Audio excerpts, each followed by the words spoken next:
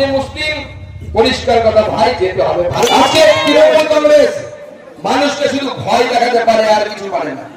আইন শৃঙ্খলা পরিস্থিতি মেনটেন করতে পারে না। নিজে পুলিশের একজন অফিসার, ভারপ্রাপ্ত অফিসার বলছে যে আমরা 24 জন পুলিশ মিলে আমাদের 24,000 লোককে সামলাতে হয়। সামলাতে তো হবেই। তাই আমি নাকি আপনি দিয়ে পাচ্ছেন না, ভোট দিচ্ছেন তৃণমূল, দালালি করছেন তৃণমূল। আরে ভোটটা বিজেপিকে দিন, বিজেপি আপনাকে 2400 পুলিশ দেওয়ার ব্যবস্থা করবে। দিয়ে পাচ্ছেন না তো। এসপি কে এখানে? ও বাবা, একে নামে রক্ষে নেই, তার উপর আবার সুগ্রীব দোষণ। অমূল্য থেকে এসেছে, ওর নাম তো আমরা অমর করবো, চিন্তা নেই। 26-এ বিজেপি জিতবে, তবে ওনার নাম অমর করার ব্যবস্থা আমরা করবো। এসপি সাহেব, আজকে যেটা দেখলেন সেটা ট্রেলার দেখলেন। কি আপনারা 10,000 লোক নিয়ে এসপি অফিস ঘেরাও করে রাখতে পারবেন না? পারবেন কিনা? আমি গ্যারান্টি দিচ্ছি, আমি যদি আপনার এসপি অফিস ঘেরাওয়ের সিদ্ধান্ত নেন এবং আইসির বিরুদ্ধে যদি ব্যবস্থা না হয়, আর যে সমস্ত পুলিশ কর্মীরা আমাদের মহিলাদেরকে এই ধরনের অশ্লীল কথাবার্তা বলেছে, সেই সমস্ত অফিসারদের বিরুদ্ধে যদি ব্যবস্থা না হয়, তাদের আমরা ছাড়বো না। এই পুলিশের এসপি কে আমরা এখানে ঘেরাও করে এমন অবস্থা করব, সে বাধ্য হবে যে এখানে তার ডিউটি ছেড়ে দিয়ে হিমালয়ে গিয়ে অমরনাথ দর্শন করে আসতে, এবং সেইটার ব্যবস্থা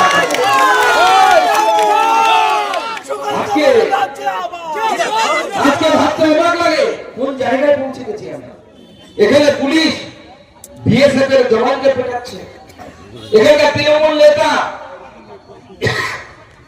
দেবজিৎ সরকার, যার সাথে নাকি আমার মমতা ব্যানার্জির ভাই বামুন বাবুর খুব ভালো সম্পর্ক, একই ক্লাসের বন্ধু হবে হয়তো, আমি তো জানি না, তো একই ক্লাসের বন্ধু তারা হয়তো, সে রাস্তায় দাঁড়িয়ে পেটাচ্ছে কাকে? বিএসএফ এর জওয়ানকে। আরে বিএসএফ এর জওয়ান আপনাদের মতো টেবিলের তল দিয়ে ঘুষ খায় না, তারা প্রথম ভারতের ডিফেন্স গুলি খাওয়ার মতো সামর্থ্য তারা আগে বুকের মধ্যে রাখে। দেশের জনগণ সুরক্ষিত, দেশের আর্মির লোকজনকে এরা পেটাচ্ছে পুলিশ আর তার তৃণমূল কংগ্রেসের নেতারা মিলে, এবং একজন মহিলাকে পর্যন্ত মেরেছে। আমরা তার পাশে আছি, তার সাথে আছি। আমরা প্রত্যেকটি নাগরিক যাদের উপর এই আক্রমণ এসেছে তাদের সাথে আমরা আছি। ভারতীয় জনতা পার্টি আছে, নরেন্দ্র মোদী থেকে শুরু করে আমাদের বুথ সভাপতি পর্যন্ত প্রত্যেকে আমরা কৃষকের মানুষের সাথে আছি, পুজো কমিটির সাথে। বন্ধুগণ, যেহেতু আপনাদের সামনে সুযোগ হয়েছে, আমি এই ইস্যুর বাইরে দু একটি কথা আপনাদের সামনে রাখতে চাই। এই তৃণমূল কংগ্রেস এই মুহূর্তে গোটা বাংলা জুড়ে একটা ভয়ের পরিবেশ নির্মাণ করার চেষ্টা করছে। আমি প্রথমে বলেছিলাম যে দেখুন, এসআইআর কে একসাথে করলে বলা হয় হচ্ছে স্যার। আমরা যখন ছোটবেলায় স্কুলে পড়তাম, এখন তো স্কুল থেকে বকা ঢোকা মারামারি এগুলো উঠে গেছে। তা আমাদের ক্লাসে কিছু দুষ্টু বন্ধু বান্ধব ছিল, আমরা হয়তো ছোটবেলায় অনেক সময় দুষ্টুমি করেছি। তাহলে স্যাররা কি করতেন সেই সময়? কারো কানটা বলে দিতেন, কারো হাতটা পাততে বলতে দুটো বেতের বাড়ি মারতেন। আজকে নির্বাচন কমিশন যে একটু টাইট করতে শুরু করে দিয়েছে, অন্য সঙ্গে সঙ্গে মুখ্যমন্ত্রী বেরিয়ে লাফাতে শুরু করে দিয়েছে। রাস্তায় নেমে তিনি বলেছেন যেভাবে হোক এসআইআর আমরা করতে দেব না, এসআইআর আমরা বন্ধ করবো, তার পেছনে লেগেছে। অথচ 2002-03 এসআইআর হয়েছে, মমতা বন্দ্যোপাধ্যায় বিরোধী দলনেত্রী ছিলেন, 26,000 ভোট কাটা গেছে। মমতা বন্দ্যোপাধ্যায় কিন্তু তখন ট্যাগ ফু করেন, 26 লাখ ভোট কাটা গেছে সেই সময়, তবু মমতা বন্দ্যোপাধ্যায় ট্যাগ ফু করেননি। এখন উনি বলছেন এসআইআর করতে দেব না। উদ্দেশ্য কি?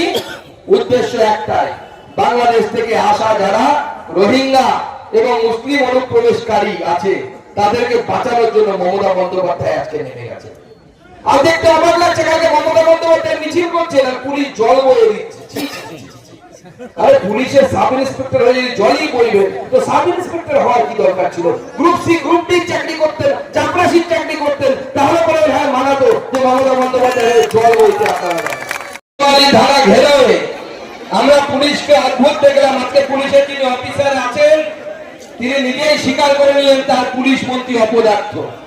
যে ম্যাডাম আছে তিনি বলছেন আমরা 24 জন, আজকে পুলিশের এখানে যিনি ম্যাডাম আছেন WBPS এর, ওনার নামটা আমি জানি না, উনি বলছেন আমরা 24 জন লোক মিলে, অর্থাৎ 24 জন পুলিশ মিলে 24,000 লোককে নাকি ওনারা সামাল না। তো এরকম অপদার্থ পুলিশ থাকার থেকে না থাকা ভালো, আর পুলিশ মন্ত্রী না থাকা ভালো।